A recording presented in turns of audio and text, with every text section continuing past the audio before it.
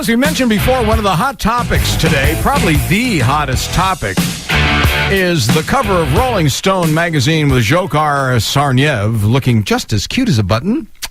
Right there on the cover of Rolling Stone, angering the people in Boston as well. It should anger everybody. But you know, why is everybody surprised by this? Because this is what liberals do. They lionize terrorists. They lionize dictators and murderers like Che Guevara,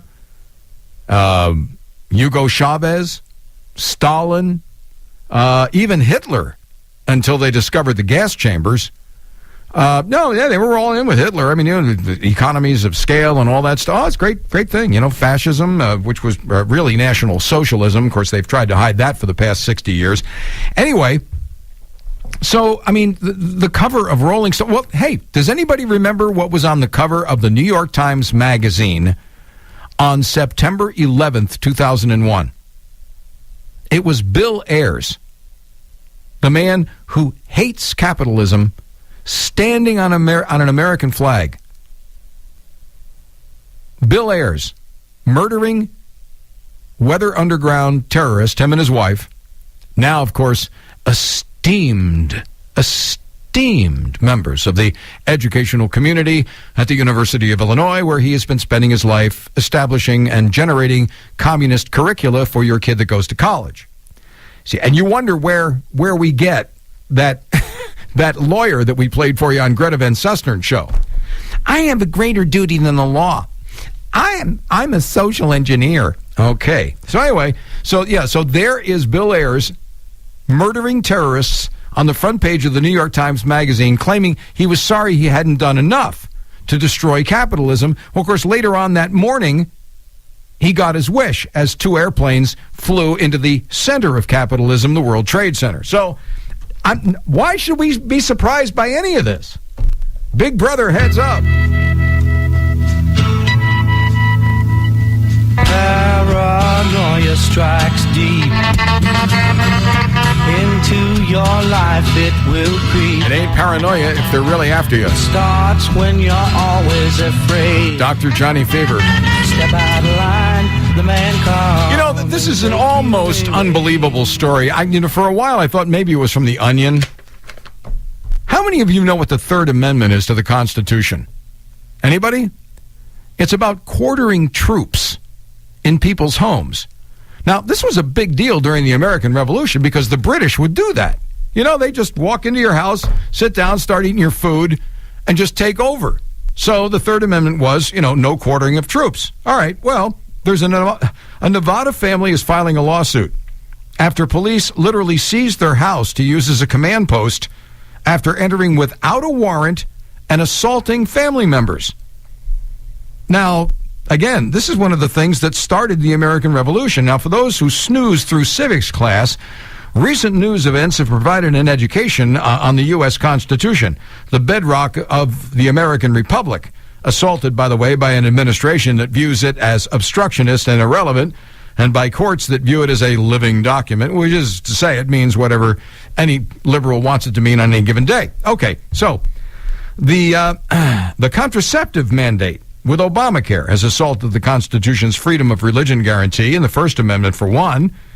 It has shredded the First Amendment again by confiscating the Associated Press's records and authorizing a warrant, branding James Rosen a traitor.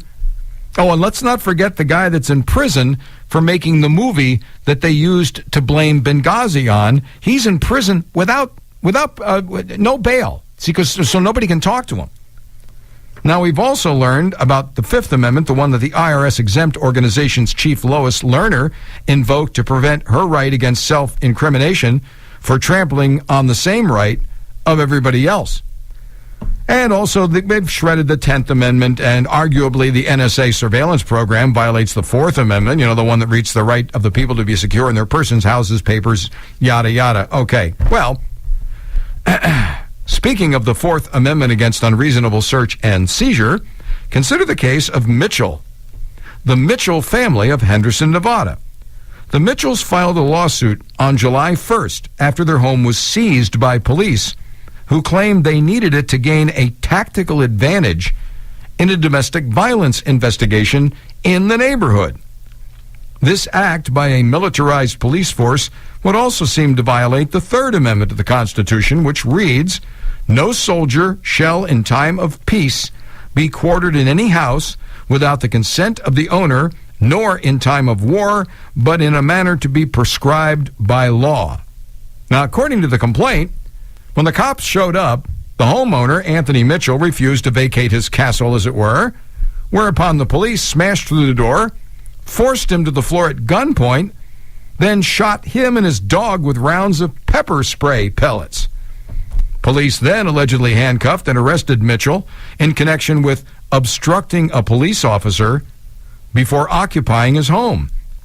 Not happy with seizing one house, by the way, the police went to the house of Anthony Mitchell's parents, Linda and Michael Mitchell, who lived in the same neighborhood.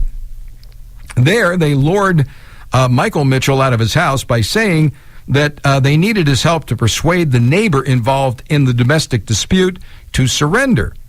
Well, yeah, as soon as they left the house, they then returned to yank Linda Mitchell out of the house after she refused to let him in without a warrant. So the lady of the house had more common sense than the guy. The guy walked out of the house. They went in and accosted her because she didn't want to leave. As University of Tennessee law professor Glenn Harlan Reynolds argues, when the Constitution was written, the modern-day police force with Nomex coveralls and body armor, and AR-15 rifles and grenades and armored vehicles didn't exist.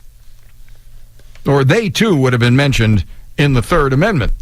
Sounds like soldiers to us, and the Mitchell family attorney, Frank Kaufer, says after entering the houses, they then drank water, ate their food, enjoyed their air conditioning. He said, that kind of strikes me as quartering. Doesn't it strike you as quartering? Our liberties are slowly slipping away.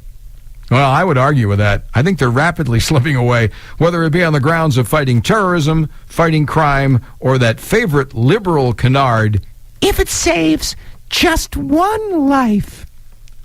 Well, I mean, you could say that. Look, if you want to save some lives, make it illegal to fly airplanes. Because sooner or later, one of them's going to crash. And after all, if it saves one life. We are constantly reminded why the Founding Fathers wrote the Second Amendment right to bear arms. It's there to protect the other 9 in the Bill of Rights. Another way of saying it is, it's the reset button on the Constitution. Paranoia strikes deep into your life, it will creep. It starts when you're always afraid. Step out of